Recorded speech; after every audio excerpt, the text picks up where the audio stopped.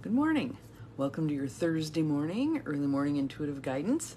I'm Dr. Bonnie Nussbaum, and we have a card today from the Power of Surrender deck, and I think this one is spot on for where a lot of us are at right now with all the energetic 52 pickup of life going on. As I said yesterday, I think many of us are ready for some centering, soothing, settling. Good morning, Carolyn. Glad you are here. For where we're at right now in order to go to where we're meant to go to. So that's kind of where we're going to be at today. Good morning, Cindy. Glad you are here. Welcome, welcome. So I'd like us to just settle in a bit. So if you can close your eyes, great. Not if you're driving. With some nice deep belly breaths, breathing in through the nose, out through the mouth. Good morning, Judy. Welcome. Glad you're here. In through the nose, out through the mouth. Just sighing it down, letting your shoulders drop in through the nose. Good morning, Susan. Welcome, welcome. Out through the mouth. Just breathing and settling in. And I'd like you to just kind of shake out your body a little bit, because even though we were mostly just sleeping, many of us hold ourselves pretty tight as we're sleeping. So let's just shake some of that off, all right? Just settling into where we're at. So this card kind of fits with that idea of where we're at. Good morning, Mel. Glad you are here. Welcome. The Power of Surrender deck by Dr. Judith Orloff. And the card for today is Surrender to What Is. Surrender to what is. So we are going to be practicing acceptance here, and not acceptance in the give up sense. Acceptance in the we have choices, we have options, our lives are dynamic and ever changing, etc. So we'll talk about that. So surrender to what is. I want you to kind of keep breathing here. Get the flow of your breath going. All right? I'm so glad you're all here. This is good. This is good. Surrender to what is. Flow with what is instead of fighting it. We've heard this message a bazillion times, right? Let's take it in on a deeper level today. When you can't change a situation, compassionately accepting it exactly as it is will bring you peace. And again, that's not saying I'm settling, all right? This is a whole different energy than that. So let's kind of talk our way through it. First, let's practice flow, just to get into the groove of that. So I want you to, as you have your eyes closed and as you're breathing, I want you to imagine that you're standing at the edge of a river. And this is the river of life. Notice what's in that river. Notice how it floats along. Notice that there are some things, people, whatever, who are fighting the flow of the river. And how exhausting that is when you're not going along with what is. All right? And going along with what is does not mean that you necessarily tolerate. But there's something about acceptance that then can open the door for change. So, I want you to gently walk into that water and allow it to take you. So your head's kind of bobbing out of the water. And you're just drifting along in this flow of life. All right? Again, I want you to notice what's around you. Notice those who are fighting the flow. All they're doing is exhausting themselves. Good morning, Rebecca. Glad you're here. And setting themselves up to drown in life, right? But notice also that there's some who, if they're uncomfortable with where they're at in life, they're accepting where they're at, but they're working to make changes. So they flow with the river, but they're kind of paddling across the flow to get to the edge. They're working with the flow to get where they want to go. That's our theme. That is our theme. Again, it's not giving up and drowning. It's not fighting the flow so that you exhaust yourself. It's working with what you have. It's working with what is right here, right now, to get to where you want to go. And it's I'm going to practical, pragmatic, peaceful in ways. Yep, working with the flow to get where you want to go. Absolutely. Thank you, Cindy. You're not fighting it. You're not saying this shouldn't be this way. If you hear the word should or shouldn't coming out of your mouth, let that already be a red flag that you're bucking the tide. You're fighting the flow. All right? Okay to say, here's what I would like. This or something better. Because again, the universe often has much better ideas and options available to us than we, with our limited human capacity, can perceive. Are our brains amazing? Absolutely. Absolutely. Yet they are still a minuscule amount of what's available in this universe for intelligence. Okay? So if we can be a little bit humble about that maybe we don't have the big picture, the whole idea, the best options that we're seeing yet, makes it easier to surrender to that flow. So you're bobbing along here. We're still flowing along. I want you to imagine what it is that you want, truly want, along the shore up ahead. Work with the water to get there. So paddle across that water. You're not fighting the flow, you're going with it, but you're paddling across it. So it's free will. That's our paddling, is our free will. We're making choices. And it's the flow of life. The flow of life has a huge influence on where we go and what we can do, right? So we're working with it. Compassionate acceptance. Let's take a little gander into that. TJ obviously sees someone outside. Please excuse the noise. My guess is from the sounds of it that it's a dog. Yeah, he doesn't usually get that riled up about human beings. We're sort of boring, but dogs, oh yeah. Oh, there we go. We're back. Last day or two, we've been having a few more issues with the internet here, so I apologize for that, but I think we're back on and headed where we need to go. Compassionate acceptance. Again, that compassionate acceptance doesn't mean tolerating, but it can mean stepping back from a situation and looking at it through clear lenses. Okay, so what are the options that I can perceive at this point? And if I take another step forward with this, what now opens up? What can I see now? Working with the system, the energy, the flow, all right? So what are the what ifs that come up for each of you when you're thinking about doing this? Yeah, that all sounds good, but if I step into this thing, what if? What comes up for you? What are your what ifs? It's one that I've heard a bazillion times over the course of 35, 40 years. Wonder how this is going to work out. Yeah, so is that very thing, the not knowing the outcome. People want to be guaranteed to know what the outcome is before they're willing to take a step into something. That is not how life works. That is not how life works. You're fine. You can lay down, my dear. Off he goes again. We have to be willing to settle into the unknowing. The more comfortable we can get with the discomfort of unknowing, the better off we're going to be. Yep, there we go. That would be you.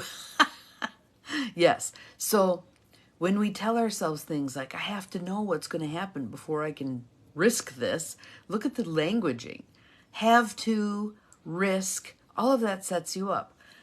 Write down what you're thinking on a piece of paper. Commit it to paper. Then look at, okay, is telling myself this way going to be of use to me? So I have to know everything there is to know about this before I take a step.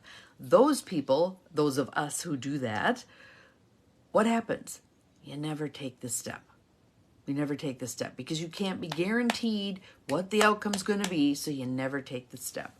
And having worked with a fair number of people who were approaching the end of life, who were wired that way, I can tell you they were not happy at the end of their life with having left so many opportunities on the table. Because I can't make a mistake. Honey, we make mistakes every single day. Every single day. It is inherent in our humanness. We can't not make mistakes. So think about that. If you embrace that idea that mistakes are just part of the process, it's what we all do. And if we pick someone who you think is all that in a bag of chips and so good at what they do, go look for their mistakes. Babe Ruth struck out, 714 times? I don't even know. It was a huge number of times. Anyway, I'm not a baseball fan, can you tell? Look for the mistakes. We champion people's successes. If you look at, let me think, basketball players, they are notorious for spending hours shooting buckets. Shooting. That's what they do. Hours and hours and hours.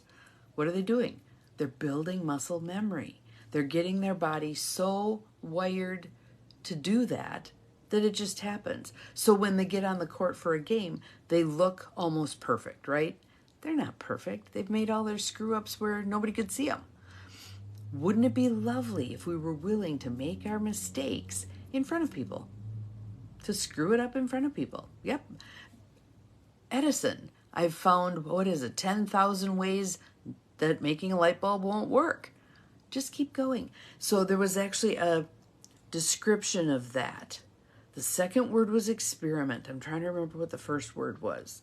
But when we approach something to do this, don't look at it as this is our one final shot to get this thing right. Look at it as, here's my experiment for today. Let's see if it works. If it doesn't work, I'm going to tweak it and I'll try again. If it does work, great, then I can move on to something else. It's an experiment. We're all experimenting all day, every day. All day, every day.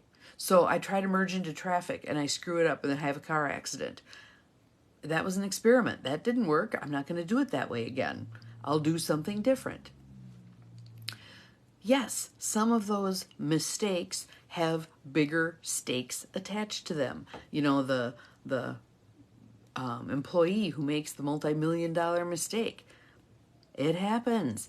A good leader will keep that person on and move forward with things, not get rid of them. They just had a couple $1 million lesson. They learned something. Hopefully other people learned from their mistake, which is why it's so good to have those mistakes be public.